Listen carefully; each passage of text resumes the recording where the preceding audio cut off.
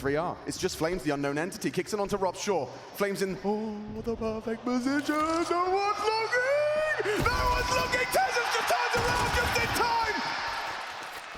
Has he got it in him? The bomb will go down, a clutch that would have to save Vitality. Yo guys, today I wanted to look at the IEM Melbourne final, where Vitality played against Falcons, and I wanted to look at round 17 to explain how this one clutch you saw at the beginning turned the whole game around. Vitality is currently down 11-5 against Falcons, and instead of going for a full eco, they decide to force buy. At first glance, this might seem risky, but here's why it actually makes sense. They only have around $2,000 per player, and their current loss bonus is 2,400 due to the last two rounds being losses. If they were to eco here and lose the next round, they'd be down 12-5 with very little breathing room left. Their backs would be against the wall, and a single mistake could cost them the map. By forcing now, they give themselves a shot at breaking Falcon's momentum. If they win this force buy, they not only stay in the game, but also buy themselves a buffer. If they lose the round after, it's not instantly over. This calculated risk gives them a better chance to come back rather than playing it safe and hoping for a perfect streak from 12-5 onward. Now, with that in mind, let's briefly get inside Falcon's heads. Of course, they're aware that Vitality has no money, so they're going to try to capitalize on their advantage in weaponry and utility. But first, we need to understand who plays where for Falcons, because this is a crucial part of understanding how rounds in Counter-Strike unfold and how teams react. On Nuke, you have one dedicated outside player and one dedicated lobby player. The other three players are more floaty players and they can play wherever the plan needs them to be. So in this round, they're playing a heavy outside default. So we see Magisk is their lobby lurker, Nico is their outside player, and then we have Monacy on the AWP, Tezos is playing on silo, and Kixen is going with them outside as well, and he's throwing the smokes. Meanwhile, the rest of the team is running an outside default towards Secret, using the well-known Navi smokes that Kixen throws. Now that we understand all of that, let's take a look at how the round actually plays out. Apex starts things off by playing outside with the scout and tags Nico, who from Apex's point of view appears to be behind the wall. If you didn't know, the closer you are to a wall compared to your opponent, the more of your body becomes visible to them. So, Apex gets the first bit of contact outside, but is immediately traded by Tezos, who is positioned on the silo. But Apex didn't die for nothing. This death provides crucial information. Since Tezos isn't usually the outside player for Falcons, Vitality instantly understands how Falcons are set up in this round, and they react accordingly.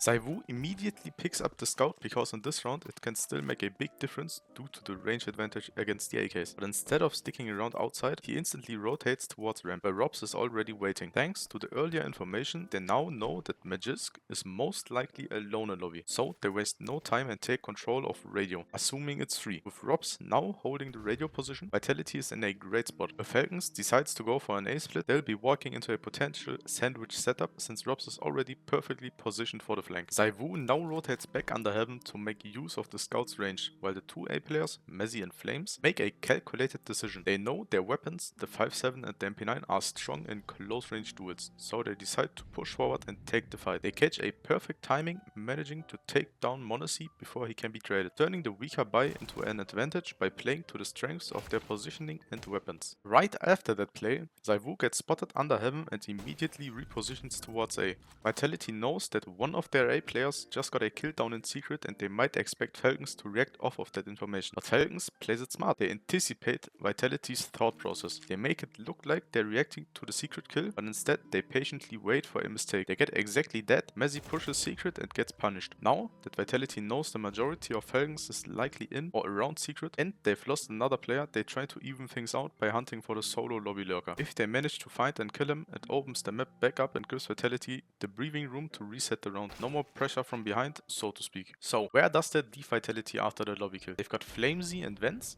and both Robs and ZywOo have just cleared out the lobby. They know that Magisk, the solo lobby lurker, is dead, which gives them full freedom to stop worrying about being flanked. Now, typically, when the solo lobby lurker gets taken out, that's the moment the rest of the T-Pack reacts, trying to hit a site quickly before the CTs can reposition and set up properly. It's a crucial timing window, and Vitality knows that if they can read it right, they might be one step ahead. What's Falcon's thought process in this situation? They know that ZywOo pushed into hut, and Mezzy, one of the A players, died down in secret. That leaves the ramp player, Robs, ZywOo, who pushed hut, and Flames, the second A player, still alive. Now, Kixen's job is to figure out where that second A player is and try to cut off the rotation, while Nico and Tessis react downstairs and aim to reach a fast afterplane position. Kixen only manages to kill Robs and doesn't spot Flames anywhere, and he immediately relays that information. The heads-up communication makes Tessis aware that there is still a potential flank coming through vents. While many might have thought Tessis was reacting to the crowd noise or just guessing, The perfect position, no one's looking!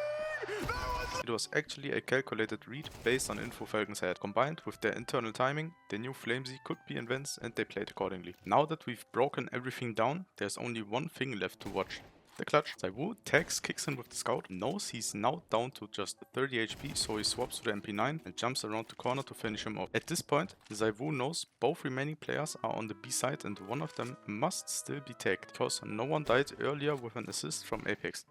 He doesn't have a kit, and the longer he waits, the more room he gives Nico and Tessis to reposition into a comfortable afterplane setup. He opens the door, spots the smoke, and immediately decides to creep through the side of it. A fast, decisive move that forces a 1v1. He instantly expects the second player to be on silo, which is a very common post-plant angle, especially against a CT coming down from vents, since the elevated position lets you spot the feed early. But because ZywOo pushed through the smoke so quickly, Tessis never got the chance to use that advantage. ZywOo's decisiveness and rapid decision making end up winning him the round and keeping Vitality alive.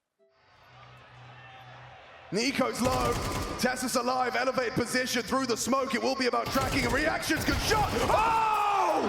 The aim, the brain, the game saves them.